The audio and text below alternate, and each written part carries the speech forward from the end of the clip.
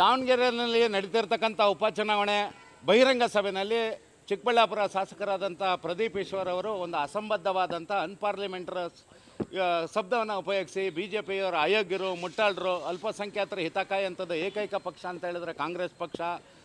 ಏನು ರಾಷ್ಟ್ರಪತಿಯಾಗಿ ಅಬ್ದುಲ್ ಕಲಾಂ ಅವ್ರನ್ನ ನೇಮಕ ಮಾಡಿದ್ದು ಕಾಂಗ್ರೆಸ್ ಪಕ್ಷ ಅಂಥೇಳಿ ಇವತ್ತು ಸುಳ್ಳು ಹೇಳೋದ್ರ ಮುಖಾಂತರ ಮತ್ತು ಅಸಂವಿಧಾನಾತ್ಮಕವಾದ ಪದಗಳನ್ನ ಅನ್ಪಾರ್ಲಿಮೆಂಟ್ರಿ ವರ್ಡ್ಗಳನ್ನ ಯೂಸ್ ಮಾಡಿ ಒಂದು ಶಾಸಕ ಸ್ಥಾನದಲ್ಲಿರ್ತಕ್ಕಂಥವ್ರು ಮೋಟಿವೇಶನ್ ಸ್ಪೀಚನ್ನು ಕೊಡೋದ್ರಲ್ಲಿ ಎಕ್ಸ್ಪರ್ಟು ಅಂತೇಳಿ ತಮ್ಮ ಬೆನ್ನನ್ನು ತಾವೇ ತಚ್ಕೊಳ್ತಿರ್ತಕ್ಕಂಥ ಪ್ರದೀಪ್ ಈಶ್ವರ್ ಅವರು ಇವತ್ತು ಒಂದು ಕಡೆ ಪ್ರತಾಪ್ ಸಿಂಹ ಅವ್ರನ್ನ ಕೋತಿ ಅಂತಂತಾರೆ, ಯತ್ನಾಳ್ನ ವಿಜಯನಗರ ಕೋತಿ ಅಂತಂತಾರೆ, ವಿಜಯಪುರ ಕೋತಿ ಅಂತಾರೆ, ಇವ್ರನ್ನ ಮೈಸೂರು ಕೋತಿ ಅಂತಂತಾರೆ.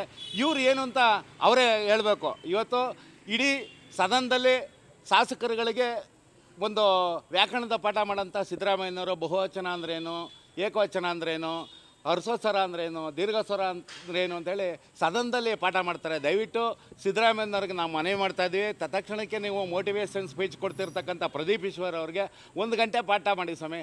ಒಂದು ಪ್ರಜಾಪ್ರಭುತ್ವ ವ್ಯವಸ್ಥೆಯಲ್ಲಿ ಚುನಾಯಿತ ಪ್ರತಿನಿಧಿಗಳು ನಾವು ಯಾವ ರೀತಿ ಇರಬೇಕು, ನಮ್ಮ ಮಾತು ನಡವಳಿಕೆ ಹೇಗಿರಬೇಕು ಅಂತ ದಯವಿಟ್ಟು ತಾವು ಹೇಳ್ಕೊಡ್ಬೇಕು. ಯಾಕೆಂತಂದರೆ ಇವತ್ತು ಜಿಲ್ಲಾಧಿಕಾರಿಗಳ ಮುಖಾಂತರ ನಾವು ಪ್ರದೀಪ್ ಈಶ್ವರ್ ಅವರು ಮಾಡಿರ್ತಕ್ಕಂಥ ಈ ಏನು ಒಂದು ಗುಂಪು ಘರ್ಷಣೆ ಮತ್ತು ಹೇಟ್ ಸ್ಪೀಲು, ದ್ವೇಷ ಭಾಷಣ ಏನಿದೆ, ಒಂದು ಮಾತೇನಿದೆ, ಅದರ ಮೇಲೆ ಒಂದು ಸ್ವಯಂ ಪ್ರೇರಿತವಾಗಿ ದೂರು ದಾಖಲು ಮಾಡ್ಕೋಬೇಕು ಅಂಥೇಳಿ ಮಂಡ್ಯ ಜಿಲ್ಲಾಧಿಕಾರಿಗಳ ಮುಖಾಂತರ ಒಂದು ದೂರನ್ನು ದಾಖಲು ಮಾಡಿದ್ದೀವಿ, ದೂರು ಕೊಡ್ತಾಯಿದ್ದೀವಿ.